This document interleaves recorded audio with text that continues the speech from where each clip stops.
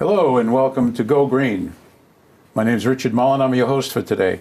We've changed it up a little bit from our previous shows. What we're going to do is we're going to call a concept of the Go Green Home Show. We're going to be introducing you people maybe that aren't quite go green, but do have an effect on how we green and the things that we do in our communities.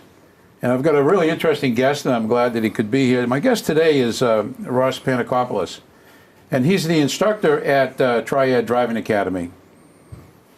And I just want to talk to you. This is Ross. Thank you for coming, first of all, and taking the time out of I'm sure, a busy schedule. Well, thank you for having me. A lot of kids, they want their driver's licenses, right? That is a very busy time of the year. You're it's correct. Really, and it's such like a rite of passage, you know, that the kids get their driver's licenses, and it must be, it's going to be a job to keep them all in line and to keep them paying attention to what they should be, huh? Well, it is interesting, and you know, it's a challenge, but it's something that we enjoy doing. And we've been doing it for 9 years, so it's something. 9 years. Yeah. So you do that both in Beverly and in Georgetown? That's correct. We have two facilities, and we actually outgrew our first facility and had to move to a larger facility in Beverly, and so we routinely have very large classes and manage a lot of students at one time. So it's a lot of work. Does one instructor usually take the students? Or no, actually what we like to do, Richard, is actually do team teaching. Makes it a little bit more dynamic inside the classrooms. We always like to have two instructors in there. We find, especially with the larger classes, that's very, very important. But even if we were doing a class for 6 students, we would still use 2 instructors. Yeah, it is. The dynamics, definitely. Because when I do presentations, if you can play off somebody, I mean, you can be, plus you're thinking, well, if someone else is handling it, you can be saying, well, I want to cover this point. I want to make sure I did that. Exactly. So and very often you can catch, you know, something that the other instructor failed to mention or something like that, because it just seems to work out much better. But what interested me about you when I first met you, you've got quite a background, and I wanted to talk a little about that before we get started on some other things. But you had, as an accident reconstruction specialist for 26 years with the state police? That's correct, yes. I actually have a total of 30 years of law enforcement experience, local police, and then on the state police, and I retired as a sergeant from the state police.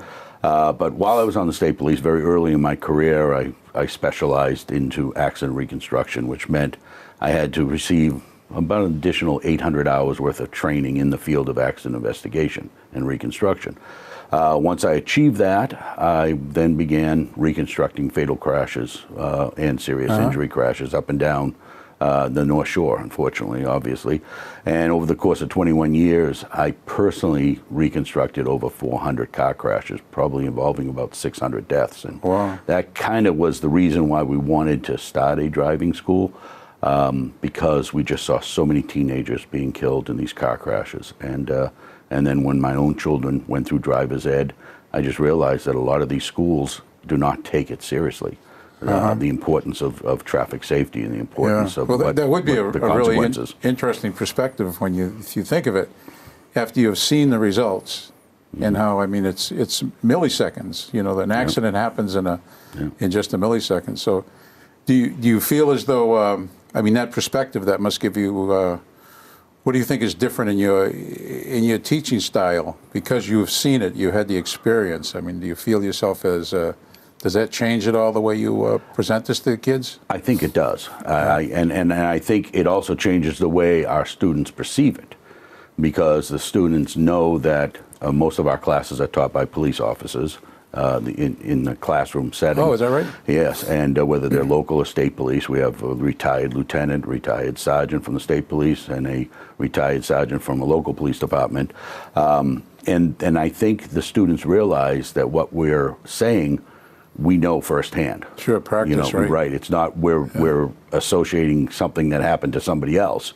We've actually experienced it. When we talk about being stopped by a police officer, for instance, we've stopped thousands of cars. So we're just not reading from the book, in the registry book that has a section on being stopped by a police officer. We're actually telling them, look, this is what a police officer is looking for. This is what a police officer expects. You know, and we take it, you know, we can tie it in much better to what the R&B book is saying. So when you guys in class, when you say like no texting in class, they're going to see it from a different perspective, because they're thinking it as, authority telling them. That's true. Yeah. That's true. And you're absolutely correct. We do not allow texting in our classroom. We do not allow texting in our cars when they're taking their lessons, obviously, because that's very serious. Yeah. But it's always been an RMV regulation that students can't be on their phones during class. But we make sure, even if it wasn't an RMV regulation, we would still make sure that would be the case. And I got to tell you, Richard, that's probably the thing that scares me the most about what's happening out there, on the roadways, is the texting with these kids. Because when they're in our classroom, they go for about an hour and 15 minutes, hour and a half, and then there's a break. During the break, obviously, they can text, but for that hour and 15 or hour and a half, they're not allowed to text. And you'd be surprised how often we have to take their phones from them. Sure. Because they just cannot fight the urge looking at their phone. And they're in a classroom situation with 2 police officers at the front of the class, and they're doing it. Yeah, so what's going to happen when they're by themselves in their own cars? I think that's the point that kind of makes me wonder, and I think people I talk to about the texting, because I mean, I see it so often. Somebody would just be drifting in a lane, and you know what they're doing. Or they get stuck at a light with their head down. Yeah. And but an instructor over at the community college in Haverhill told me he learned something, and what he does the first time is people come in his class, he tells them all to put their hands up in the air, and he says, "Now stand up." And he said all the phones drop on the ground because they've already got them stuck in there ready to text for the rest of the class. That's funny. So he said, "That's it. No more texting when you're in my class." He said, "I don't want to have to do this again." But it's such a habit to do that, and it's so important a part of life. So I think that's the biggest thing. If you can get that across to somebody, wow, that's a... Oh, I agree. If we can show our students, and that's what we try to do, is the consequences of their actions, the responsibility to have a license. If we can get that across, we feel we are very successful. And we do that by giving them real live pictures, not pictures or stats that are boring, right. And not pictures and videos that are gory either. There's no need for that.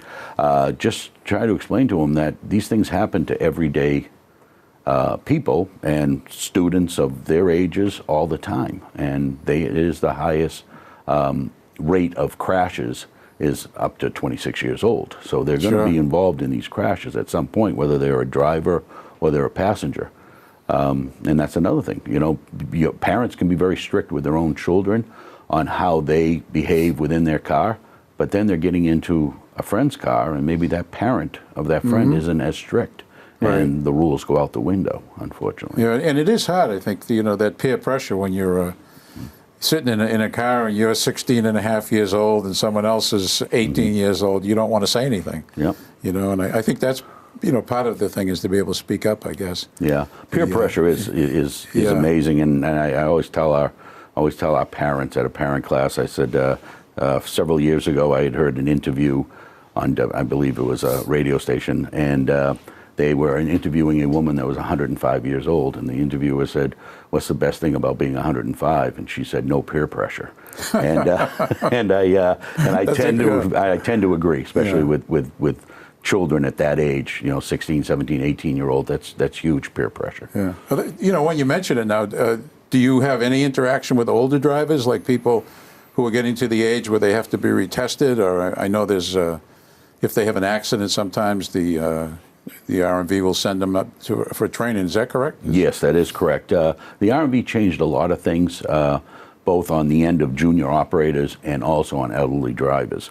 And what they did is, when they become 75 years old, they can no longer renew their license online. So they have to actually go into an RMV branch and take the eye test and be seen and communicate with the RMV employees. And they can recommend them to be tested for that alone. All right. Or if a doctor or family member is concerned, then they can express their concern, and that could go that way for a hearing. But very often, if they call us, they want like a refresher, because they know they're going to be tested soon. And sometimes we will take them to the test, and sometimes they'll go on their own with a family member. And it's a coin toss whether they're going to pass or not. Really. Yeah. You know. Yeah, but that's going to be a tough part of your job. It is. It is, and I'm sure Yeah. it's very tough for any family that has to go through that. Yeah, I know. You know, with an elderly parent or something. I talk to people all the time, and they say, I want her to stop driving, or I want him, and they're refusing to stop driving. But what do you do? It's a tough one. Well, the good thing about the elderly driver is they tend to know it themselves. So they limit their driving. They usually only drive during the daytime. Yeah. They only go to places they're familiar with, And so they kind of self-regulate themselves, and that does help. That holds down the crash rate on elderly drivers. There was one thing I was wondering, and it seems every time I watch local news, there's at least one very serious accident. One, I think yesterday somebody drove into somebody's doorway and the kids ran away. Do you talk about how to respond in an accident? Because I often wonder, if I was in a serious accident, what would I do? Would my reaction be to leave for safety reasons for myself? Or do you get into that at all with the students? We do, because statistics show that a new driver 40% of them will be involved in a crash the first year. Wow. So it's a really good chance that they're going to be involved in something. We hope that it's just going to be a fender bender and nobody's injured or whatever, but it could be something more serious. And obviously, if they damage anybody's property, if there's damage over $1,000, if there's any injuries at all, then they have to obviously remain there at the scene. So we kind of tell them that in today's society, where everybody's got a cell phone and all the cell phones have cameras on them, to use it to their benefit. That first of all, call 911, call your parents, get them to the scene if they can, take care of the injured, obviously, and then now use your cell phone. Take 4 pictures of the car that you hit or hit you, take 4 pictures of your car, each side, then take the person's license and registration, and rather than trying to write it all down because you're nervous, take a picture. Take a picture. That's right. Yeah. As opposed to trying to write down things because you're nervous, you may miss something, then all of a sudden their parents ask them, well, where does this person live? And you don't have their address, or something like that. Yeah. Use the phone to your advantage, and but definitely get the police there because that's their job, and it's best that they're there to control the scene. And never leave the scene. Absolutely never, ever leave the scene, because now you've opened up a totally different scenario of committing a crime now, leaving the scene of a crash. It changes just from an accident to something serious. Right. You know what I'm wondering? I know we talked a little bit about the Reconstruction thing, and it's here, you have it. I wonder if you could talk a little bit about some of the Reconstruction that you teach the students. Absolutely. And some of the things we have in our car, which I think I may have forgotten it, but I didn't really know that we had something like that in our vehicles. Sure. Well, every car now has what they call a crash data recorder. Sometimes they call it an event recorder or crash data recorder, and there's one here on the table. And this is usually located and bolted to the floor of the vehicle, someplace that you can't really see and get to. Sure. And there's a port here, and there's also a port that can go on into the dashboard. And what happens is this is sitting in the vehicle, constantly recording information, but not keeping the information. It's just processing the information. How fast the car is going, are the occupants seatbelted. A lot of data comes through this.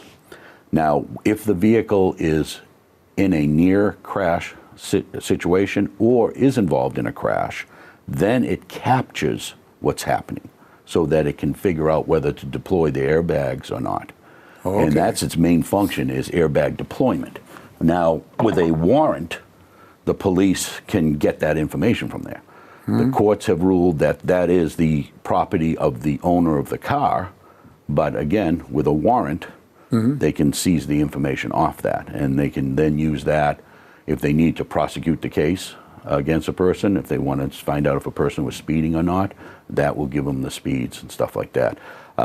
So it's in all vehicles. Most of the vehicles, the police have the software and the cable to read most of the vehicles. There are some brands and stuff that they don't, some of the more exotic brand cars that they don't have the capability of reading that stuff. But your everyday Chevys, Fords, Chryslers, you know, they've got the Okay, so they can cable. can get right into it. So when you're talking about, is a portion of your classroom, is it about some of your experience in Reconstruction? And maybe you could share some of that with us. 'Cause Yes, actually. that's what I find interesting. Yeah. Thank you. Yes, we actually do. We, as I said earlier, we really like to bring real world scenarios into the classroom, and I've always been a fan and a believer that if somebody knows that they can be caught, or they could. Something could be found about them, they tend to be a little bit more careful with their actions. And we save our last portion of our class, the 30-hour class, the last couple of hours is when we talk about texting and driving, and we show them this new technology that police use to get this, the crash data recorder, for instance. And we do a short presentation for them, which we can kind of show you here. This is an actual crash that actually took place down on the South Shore. And the scenario is a crash that occurred in a thickly settled area with a speed limit of 30 miles an hour. It was a 20-year-old male. He had no passengers in the car at the time, and he was actually on probation for a prior OUI arrest, operating under the influence of alcohol. So he shouldn't have even been driving at this time. And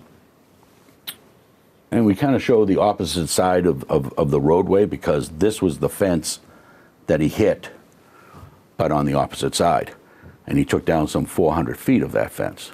So you can imagine how he's moving. Yes, exactly. You don't need to be an accident reconstructionist to figure out that if you take out 400 feet of fence and rip off a tire, exactly, tire hanging in there? Yeah, rip the tire off the rear, that he wasn't going 30 miles an hour.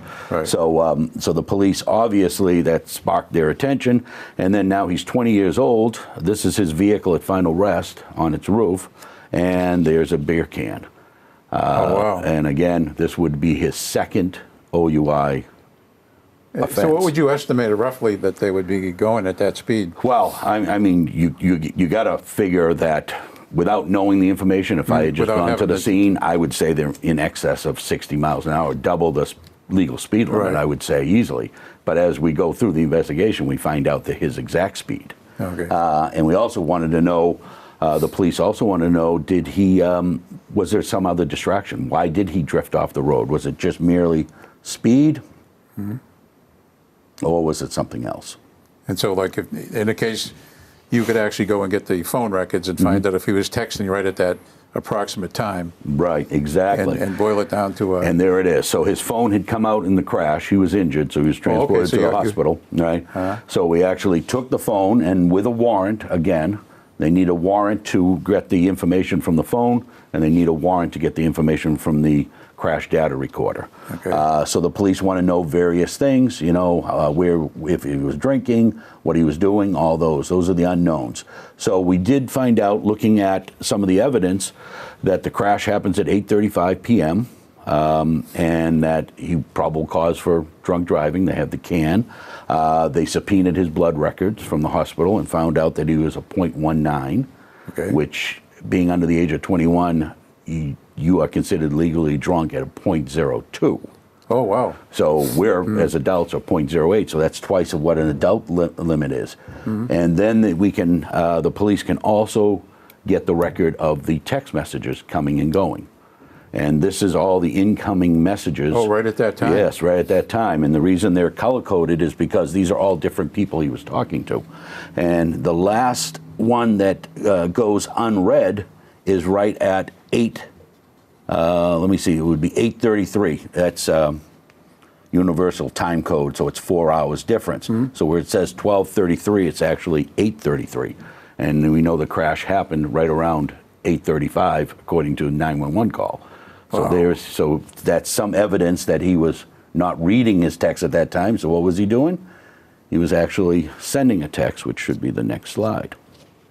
So there's not a lot of wiggle room anymore.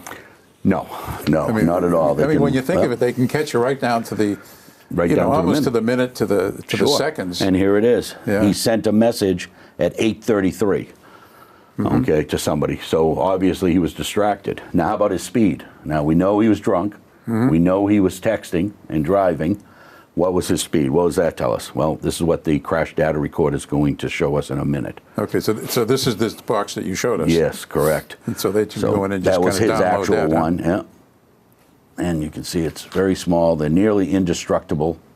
These devices. Okay. Water doesn't bother them. I would require, I'm assuming, high temperature to affect them. And there's just some information about the deployment. And this one, you see the second and third line down, will tell you whether the passenger and operator were buckled or not, because that makes This will a decision. read also if, oh, it's because of the connection, yeah. Yes, because Wow. because the computer system needs to know whether the person is buckled or not, because that's going to affect the deployment of the airbag. Okay. So it's very important that they know whether that is an effect or not. And if the weight limit on that particular seat is very low, then that might indicate a child, so they won't deploy the airbag for that reason as well. Mm-hmm. So it's all part of the whole safety system. Wow. I mean, But it's- this is what's going to be interesting right here. This recorded 5 seconds before the crash. And if you look at the top line, 5 seconds before the crash, his speed was 74 miles an hour. Wow. His engine was revving at 5,056 RPMs, and his throttle was 100%. So he had the vehicle floored at 5 seconds Wow. before the crash. Leading up 1 second before the crash, he's traveling at 86 miles an hour. And he still has He's trying to make a cell phone call. He's making something. I don't know what he was trying to Doing do. something, yeah. But 86 miles an hour, Richard, in a 30-mile-an-hour zone. Yeah, that's- okay. And then it goes on to show that he never hit the brake prior to the crash. Did and that would be- person make it through that accident? Yes, he did survive it. He did survive it, and What he is was. the cost? I mean, I've heard a couple of things. The cost of that accident, I mean, is extremely expensive. Somebody, I saw, I think it was on TV, they were estimating what it would cost if somebody gets into a drunken driving accident. I mean, it's like $35,000 when they figure all of the cost in. Sure, for legal fees and, Yeah. and things like that, medical. I mean, I can only imagine what the medical expenses were. He spent 2 days in the hospital. I know as far as from the standpoint of the police department, they had to have lab to analyze the blood, evidence, the blood. They had to have a lab to analyze the cell phone. Police officers had to come out and download this information. They had to reconstruct the crash. There was hours and hours of police work done on this one crash. Yeah. And then, so I would probably say that's a very conservative estimate on price. I think if you Right. take it as a whole, everything that the public is spending, prosecuting this case, and then what the defendant is spending to defend himself and the hospitals, we got to be probably up to about $500,000.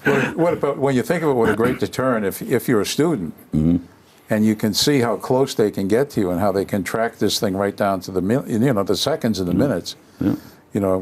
I mean, do you get kind of the expression when you're watching students like, whoa? We do, Yeah. yes, we do. We get that a lot. We again, we try to use this as a teachable moment, and and I will tell them that, hey, if you're, you might think you can get away with texting and driving, and you might not get into a crash for a month, maybe 2 months, maybe 3 months, but eventually you will get into a crash. It's just a matter of time, and when you do, you might look at your father or your mother and say, oh, I wasn't texting. You might look at the police officer and say, oh, I wasn't texting. You may tell even your attorney, oh, I wasn't texting. But when the police, if it's serious enough, then the police are going to get this information, and they're going to know that you were texting and that you were lying right along. And so this information's there, and you can't There's no getting dispute away. it. There's no getting away with it. And Yeah. I think it's better that they know that heading into it than to find it out for themselves in the real world.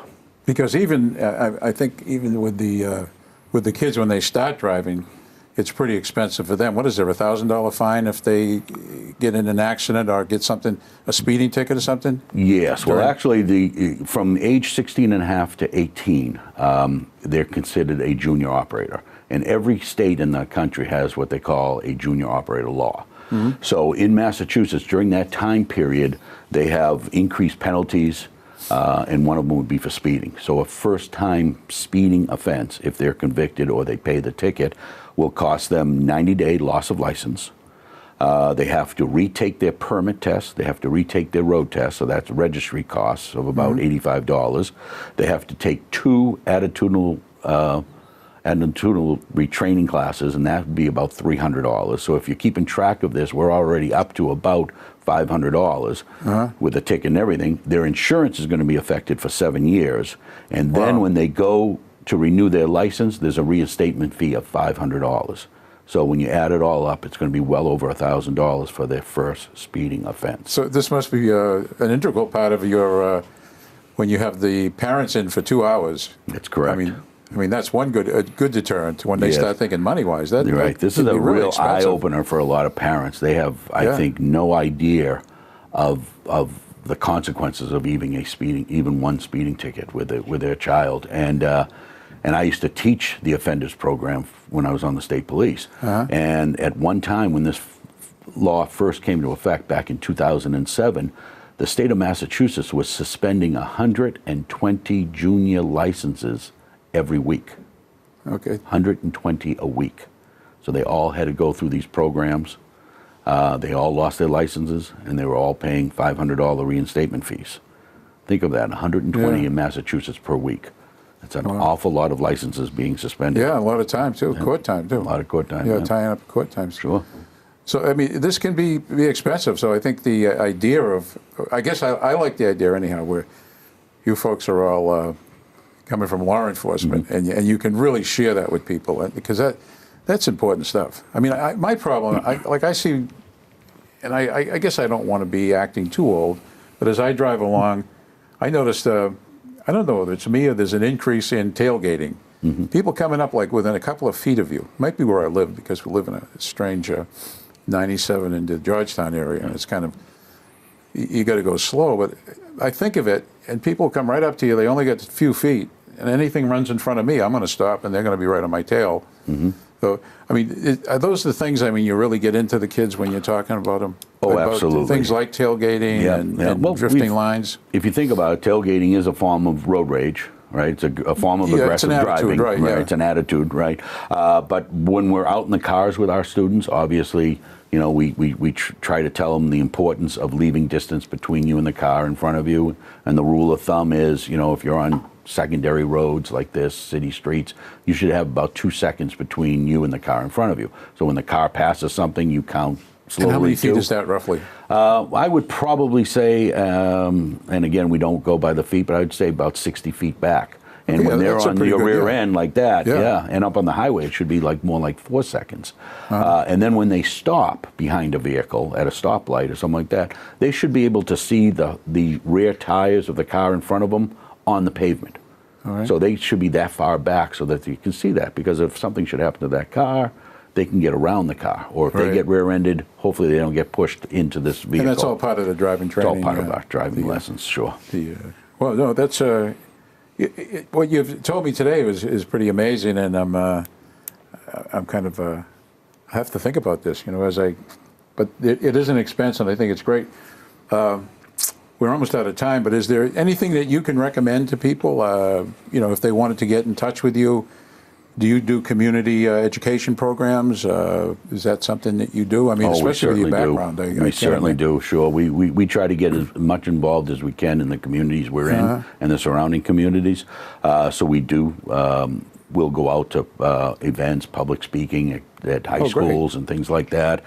Parent-teacher organizations, because I think a lot of parents, we have almost like an introductory program to kind of tell them what's going to happen soon. You know, when they're children. So as soon as they get a few years in advance, so they can start catching up. Because at 15 years, 9 months, they can start driver's ed. Okay, that's what it is. So when your child's around 15, you may want to take something like that, and we'll come out to those organizations. Just reach out and contact us. Well, Ross, I want to thank you a lot for coming out and taking the time to do this, and I think we all learned something today. It was beneficial. At least there's some things I didn't know that you told me. So I'm great. And that's kind of I like the fact that's in the car. You know, keep me honest too. Yeah, there you go. Thank you. All right. Well, thanks very much, and I really appreciate everybody tuning in. And our guest is Ross Panakopoulos, and from Triad Driving Academy. Thank you. Thank you, Richard.